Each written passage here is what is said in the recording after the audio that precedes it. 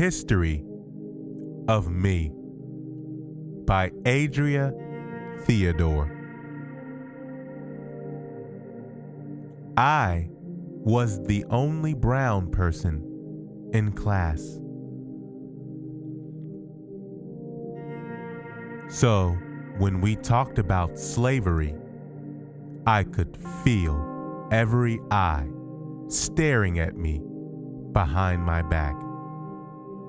When the teacher talked about picking cotton in slave shacks and sisters being sold away separately, I wanted to slide out of my seat and onto the floor and drift out the door.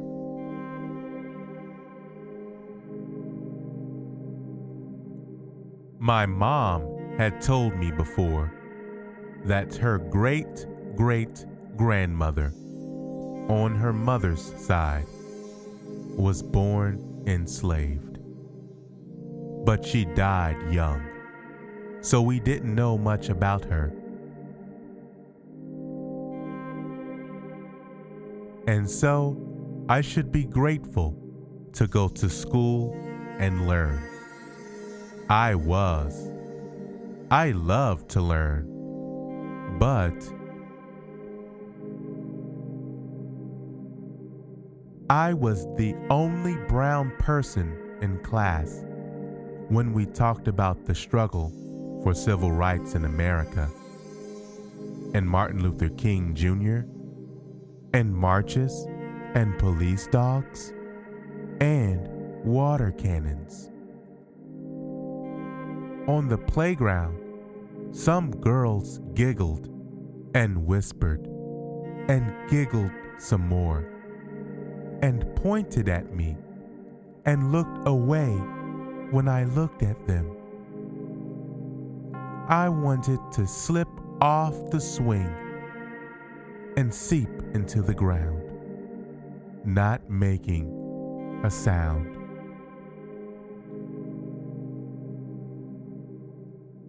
My mom had told me before that her grandmother on her mother's side was born free, but only got to go to school for a little while, till the 3rd grade.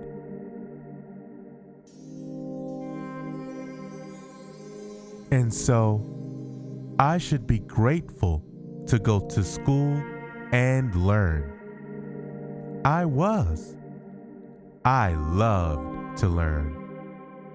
I was in the 3rd grade, and I had just learned how to multiply, and how to write essays, and how to think for myself. But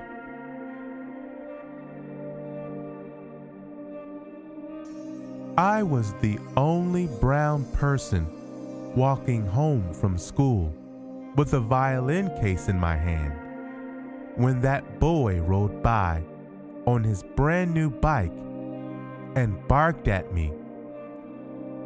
"If it wasn't for Lincoln, you'd still be our slaves." I wanted to sprint away after him and ask, "Is that all you see when you look at me?"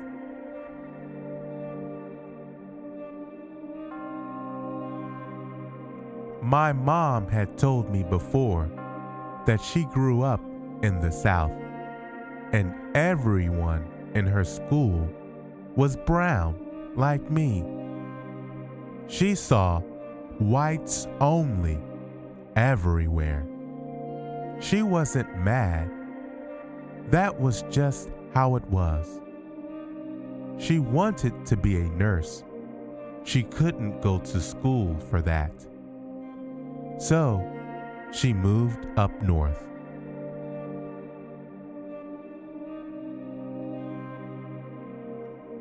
And so I should be grateful to go to school and learn.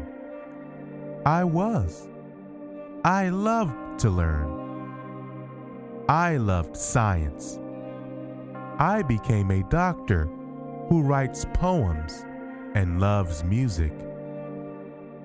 But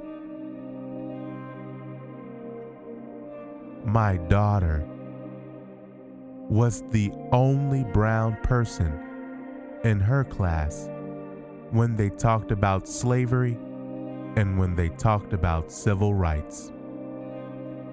I told her that I was the only brown person in my class too. And just because no one ever mentions courage, strength, intelligence, or creativity, that doesn't mean it isn't there. So,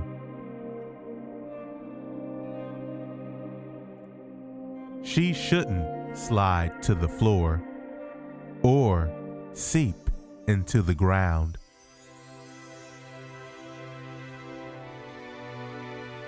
But sit up straight and fly high into the sky, because what matters more are those moments in the mirror when she asks herself, what do I see when I look at me?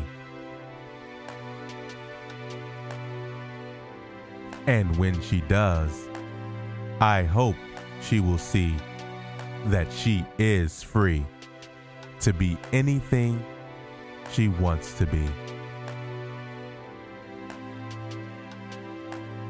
Excellent job, readers. The end. And as always, please remember to subscribe.